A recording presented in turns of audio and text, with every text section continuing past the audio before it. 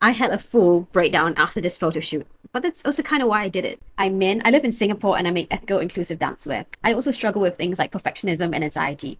When I found out that the English National Ballet would be in Taipei, I reached out to some of my ballerina friends to ask if they'd be interested in doing a shoot for my dancewear brand. They said yes, and then I was excited and then Oh panicky because no! that meant me, my not so good at ballet potato self, was gonna have to fly to Taipei and art direct two world-class ballerinas. I spent like weeks fretting about it and the entire flight prepping, but once I got to Taipei and the shoot started, I just locked in, tried to keep everything flowing, make sure the team was having a good time, trying to get all the shots I needed. And the dancers were so sweet and so easy to work with. They loved the pieces, which made me so happy because ballerinas wear a lot of dancewear. They know what's good and what's not. But I just kept having this feeling of doubt. Like, was I doing a good enough job? Am I doing these dancers justice? And am I showcasing my dancewear well? When the shoot was over, I actually checked into my hotel, lay down in the dark, and cried because I thought I did a bad job. I think the shoot was such a challenge to my anxiety that my brain was just so overwhelmed by the end that it fell into this negative set spin. But that's why I did it though, because I don't want my fears and anxieties to dictate my life.